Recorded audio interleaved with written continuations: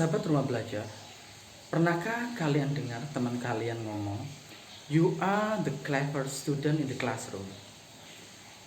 Ketika salah satu teman kalian menjadi juara kelas.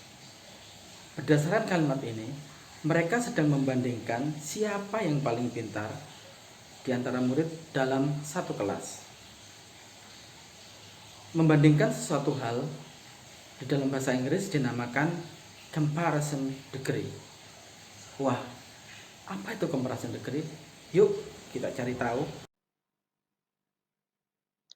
Sahabat rumah belajar, tujuan dari pembelajaran kali ini adalah yang pertama, murid dapat mengidentifikasi tingkat perbandingan positif, komparatif, dan superlatif.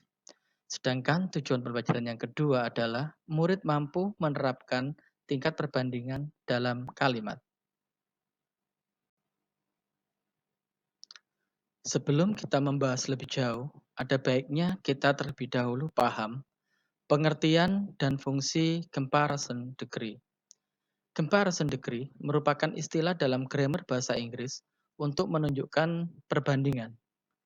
Dalam comparison degree, adjektif atau kata sifat atau adverb, kata keterangan, akan mengalami perubahan bentuk sesuai dengan tingkatan perbandingannya. Oleh karena itu, comparison degree bisa juga disebut sebagai tingkat perbandingan. Sedangkan fungsi comparison degree digunakan ketika hendak membandingkan satu hal dengan hal yang lain. Sekarang kita membahas tingkatan comparison degree. Comparison degree memiliki 3 tingkat, yaitu positive degree, comparative degree, dan superlative degree. Apa perbedaan ketiganya? Yuk kita lihat sama-sama di gambar berikut. Pada gambar berikut, kita membagi tingkat perbandingan berdasarkan level atau tingkat yang diperbandingkan, dan penggunaan adjektif atau adverb pada masing-masing tingkat perbandingannya.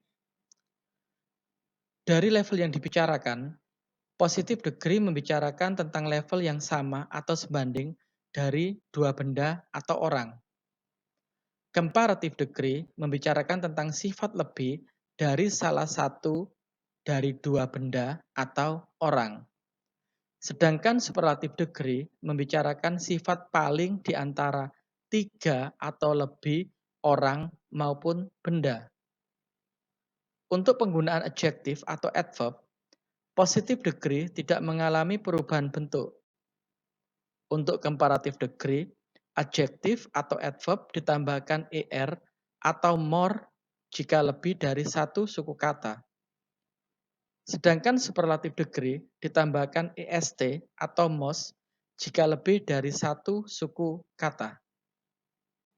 Setelah tahu perbedaan dan pola dari ketiganya, sekarang waktunya belajar contoh kalimat dari comparison degree.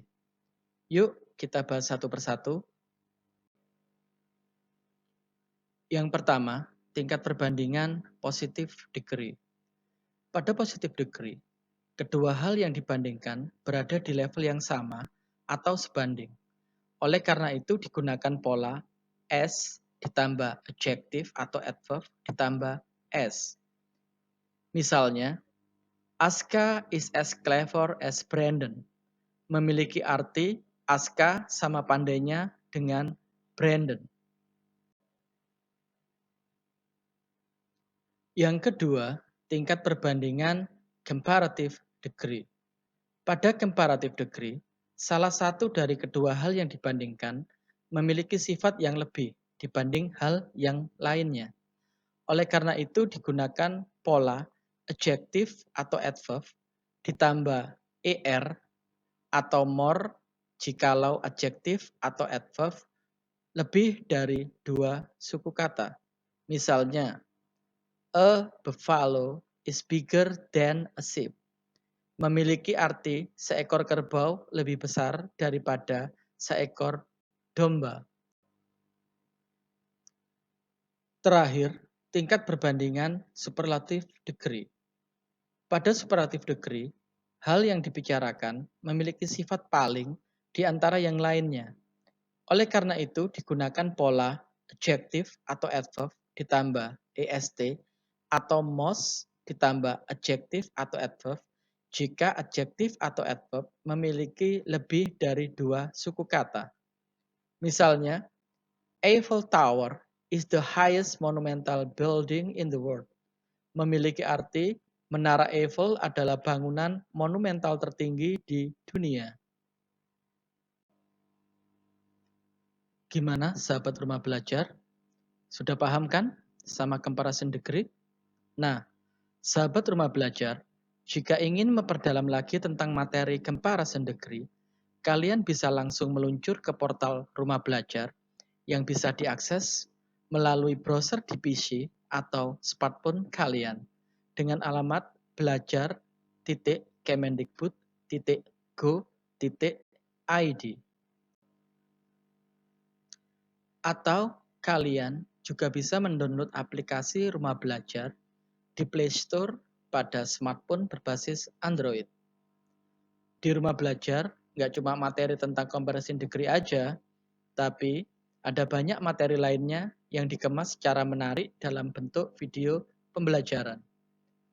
Terima kasih sudah menyimak video pembelajaran ini.